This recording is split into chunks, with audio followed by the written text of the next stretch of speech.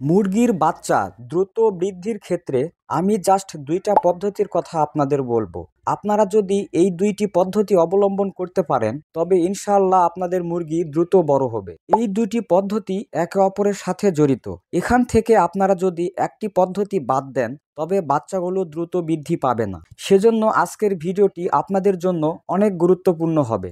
আপনারা বাচ্চার ওজন বৃদ্ধির জন্য বিভিন্ন ওষুধ খাওয়ায় থাকেন, এতে করে কিন্তু বাচ্চার লাংস কিডনি নষ্ট হতে পারে। তবে প্রয়োজনীয় কিছু ওষুধ খাওয়ানো যেতে পারে। প্রয়োজনীয় কি ওষুধ খাওয়াতে হয় তা আমি আপনাদের একটু পরে বলছি।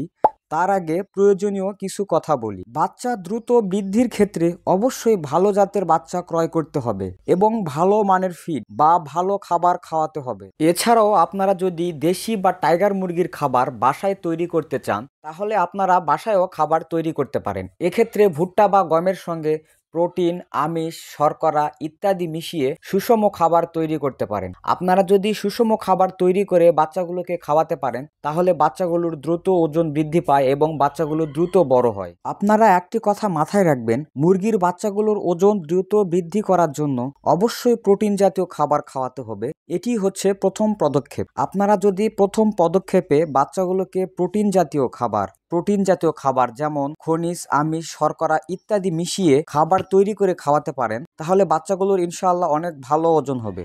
এছাড়াও আমরা বাচ্চাগুলোকে বৃদ্ধির জন্য কিছু প্রয়োজনীয় ওষুধ খাওয়াতে পারি। এক্ষেত্রে ওষুধ খাওয়ানোর পূর্বে আপনারা কিছু বিশেষ সতর্কতা অবলম্বন করবেন। যেমন বাচ্চাগুলোর ব্রুডিং ম্যানেজমেন্ট সঠিক রাখতে হবে। বাচ্চার ঘরে যেন সঠিক তাপমাত্রা বজায় থাকে। প্রয়োজনে মুরগির ঘরে হিটার বাল্ব জ্বালাবেন। পাশাপাশি সবসময় ঘরকে শুকনো এবং পরিষ্কার রাখার চেষ্টা করবেন। আমরা মুরগির বাচ্চা দ্রুত বৃদ্ধি করার জন্য কিছু ঔষধ ব্যবহার করতে পারি। সেক্ষেত্রে আমি আপনাদের বলবো, আপনাদের ফার্মের বাচ্চাগুলোর যদি হাত পা দুর্বল হয়ে থাকে সেক্ষেত্রে আপনারা ভিটামিন B1, B2, B3 বা থায়ামিন ব্যবহার করতে পারেন। এছাড়াও আপনাদের বাচ্চাগুলোর যদি শারীরিক দুর্বলতা হয়ে থাকে, বাচ্চাগুলো জড়সড় হয়ে থাকে, চঞ্চলতা অনেক কম দেখা যায়, সেজন্য আপনারা ভিটামিন A, D3 ব্যবহার করতে পারেন। এছাড়াও আপনাদের মুরগির বাচ্চাগুলোর যদি শরীরে মাল্টিভিটামিনের অভাব হয়ে থাকে বা ভিটামিনের অভাব হয়ে থাকে সেক্ষেত্রে আপনারা বাচ্চাগুলোকে মাল্টিভিটামিন দিতে পারেন। এখন কথা হচ্ছে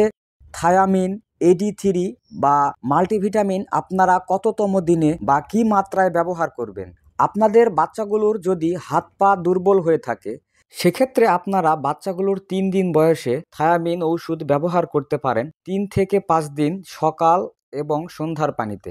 এছাড়াও আপনাদের মুরগিগুলোর যদি হাত পায়ের কোনো সমস্যা না হয়ে থাকে, বাচ্চাগুলো যদি দুর্বল হয়ে থাকে বা এদের চঞ্চলতা ভাব অনেক কম হয়ে থাকে, সবসময় জড়সড় হয়ে থাকে, সেক্ষেত্রে আপনারা ভিটামিন AD3 ব্যবহার করতে পারেন। বাচ্চাগুলোর বয়স যখন 3 থেকে 5 দিন হবে এই সময় যদি আপনাদের বাচ্চাগুলো জড়সড় হয়ে থাকে, চঞ্চলতা কম দেখা যায় বা খাদ্য পানি কম খায় সেক্ষেত্রে আপনারা ভিটামিন AD3 ব্যবহার করতে পারেন। AD3 মূলত 3 থেকে 5 দিন ব্যবহার করতে হয় সকাল এবং সন্ধ্যার পানিতে।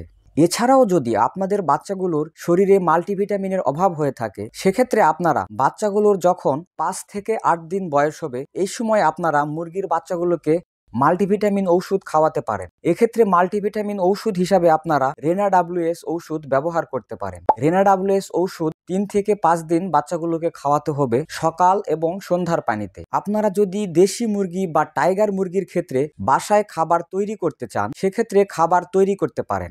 মুরগির বাচ্চাগুলোকে শুধু ঔষধ খাওয়ালে বাচ্চাগুলো কিন্তু বড় হবে না। বাচ্চাগুলোকে যদি আমরা প্রোটিন সমৃদ্ধ খাবার খাওয়াতে পারি তাহলে বাচ্চাগুলো দ্রুত বড় হয়। আর এই প্রোটিন জাতীয় খাবারের পাশাপাশি আমরা ওষুধ ব্যবহার করতে পারি। মুরগি পালনের এরকম তথ্যপূর্ণ ভিডিও আপনারা কোথাও পাবেন না। কোথাও কোনো তথ্যগত ভুল কিংবা আপনাদের কোনো মতামত থাকলে অবশ্যই কমেন্টসে জানাবেন। আর হ্যাঁ, ভিডিওটি যদি আপনাদের ভালো লেগে থাকে তাহলে অবশ্যই আমার জন্য দোয়া করবেন। মুরগি পালন সম্পর্কে নিয়মিত ভিডিও পেতে আমার চ্যানেলটি সাবস্ক্রাইব করতে পারেন।